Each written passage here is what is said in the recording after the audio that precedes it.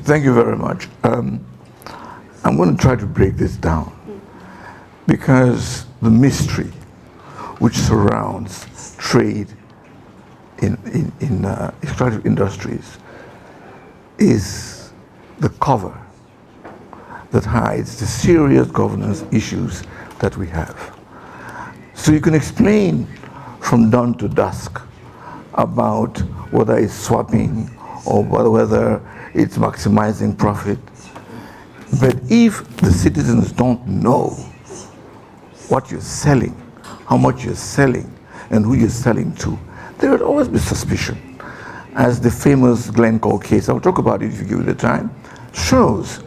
So, I mean, in certain cases, you've had discounted fuel from between 8 to 30% discount. What drives this? What drives this? And I must at this point pause to salute those who chose this title, Transparency at the Crossroads. Since the beginning of EITI, with people like my mentor here, Peter Eigen right there, the idea was to bring together what we call the magic triangle: the state, the oil private companies, and the civil society. And the first part was to have confidence building. It is true that, you know, the people complained that EITI was captured by the civil society and also the stench. But we have come a long way. Confidence has been built. We are over 50 participants in there. So I think that's a great thing. But now we have to go to the next stage and look closely at the governance issues that are raised. I just mentioned briefly Glencore. But in the Glencore case, Glencore is a sponsor company of EITI. 4 countries: Ivory Coast, Cameroon, Nigeria, and the DRC were involved in this. They are all member countries. So I think these are practical issues that we need to look at. I don't know if you want me to give you an insight about the Glencore case or you want to ask another question, but I think at the back of this, it doesn't matter what details or figures you give, it has to be transparent. It's good to say that people are accountable, but accountability is the flip side of the coin of transparency. If I don't know, if I don't see, I can't ask. And it is very important.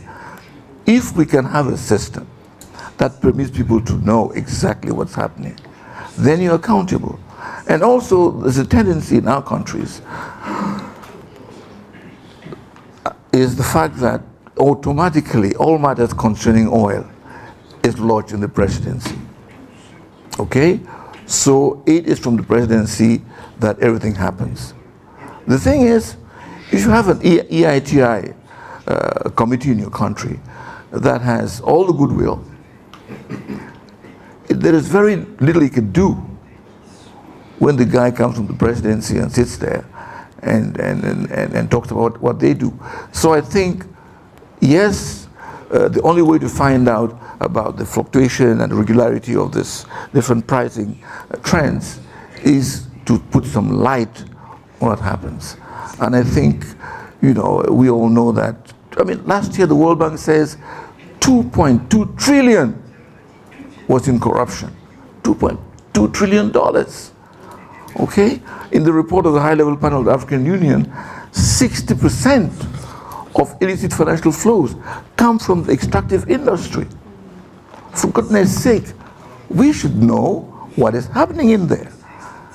And that's the only thing I think is needed. And the governance issues shall grow and grow as the world gets smaller because of communication.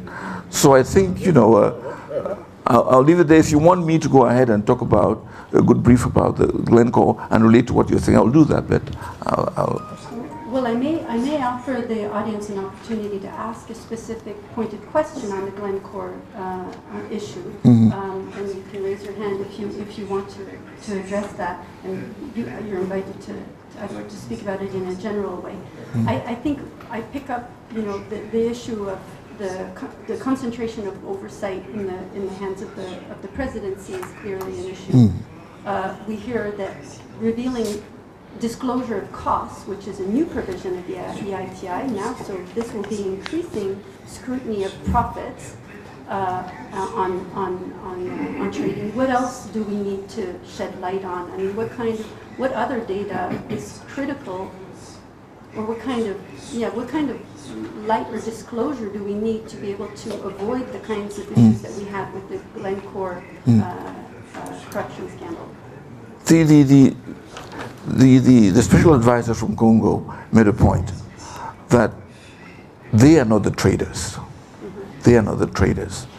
And they will be helped if the traders are more transparent, to tell them exactly how the pricing trends work.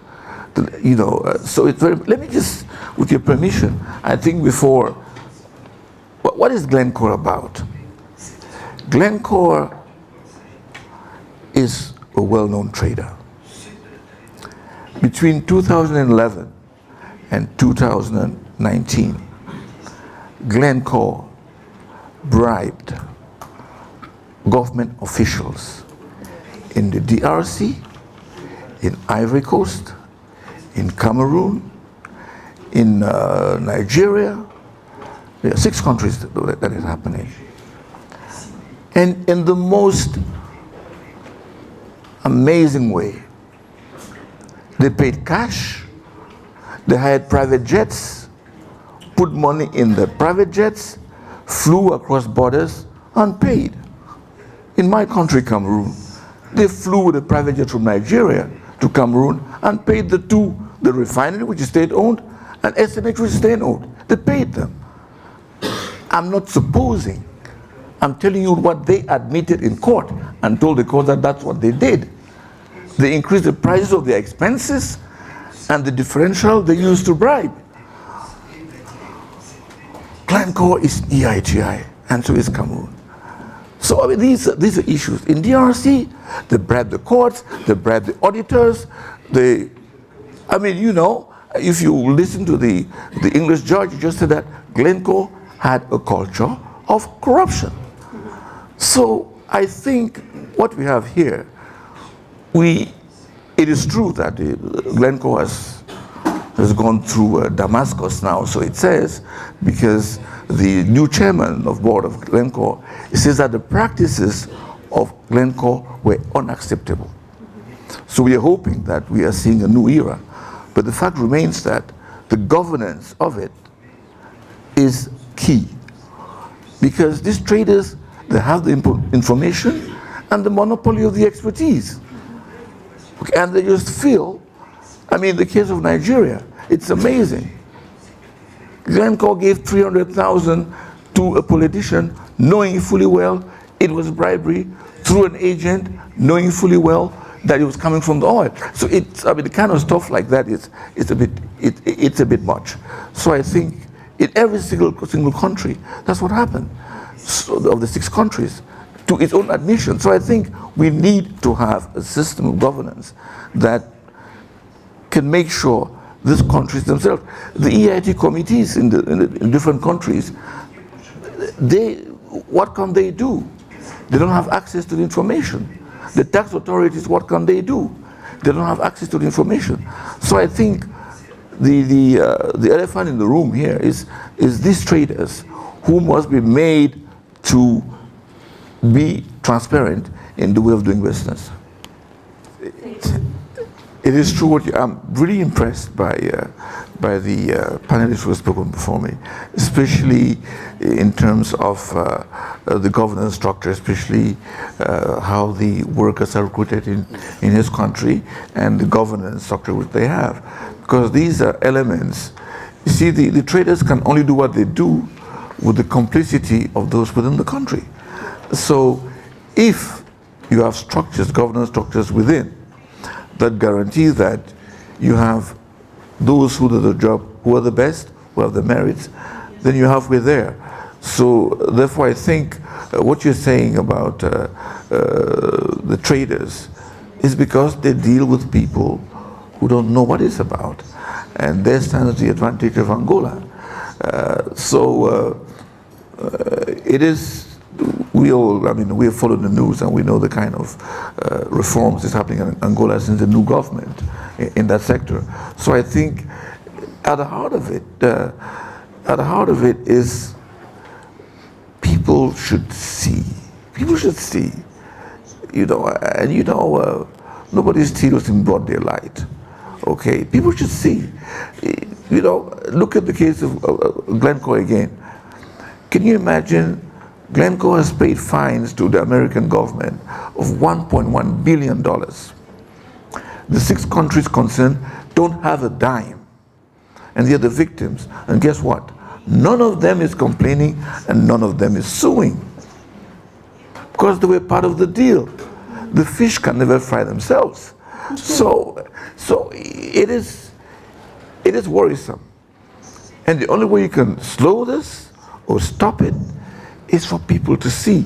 And when I hear the recruitment process, in certain companies, in certain countries, you have brothers, wives, families, cousins, you know, how the hell, which is something they changed in Angola, I mean, how the hell can you function?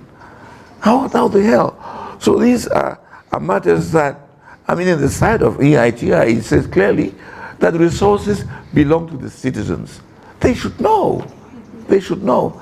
And I think the biggest and the best control you can have is transparency, for people to know exactly what's happening. And when they know, those kleptocrats will hesitate. So it is true that the traders are becoming more careful now, because everybody's talking about it, everybody's looking about it. You know, I mean, if the head of Glencore can come out and say that what they did was unacceptable or unacceptable, then I think that we are making pace. And in this crossroads that EITI stands, it is essential for them to look at ways and means of putting pressure. I was in a debate this morning about the creation of International Criminal Court against corruption. I don't know, maybe, you know, because EITI, one of the complaints is that you don't have a sanctions mechanism. And so what do? You know, the guys go at night and bribe and come in here and sit and make long speeches about transparency. So, you know, so I think it's important, therefore, for us to look for ways and means that can make people feel uneasy in these meetings. Example is post-litigation, which is Glencore again. They have a whole list of compliance that they have to do in terms of who they employ, how they employ them, their qualifications, and a whole list. And there's a supervising authority, which will last, I think, 3 years to make sure that is done. And it might be interesting, I think, for EITI to see in such a case if they can do some monitoring that is applied, because so far in the case of Glencore, yes, they have said so. In the agreement with the DRC, they have said, Glencore has said it will go ahead and apply those locally, but I don't think it's happening.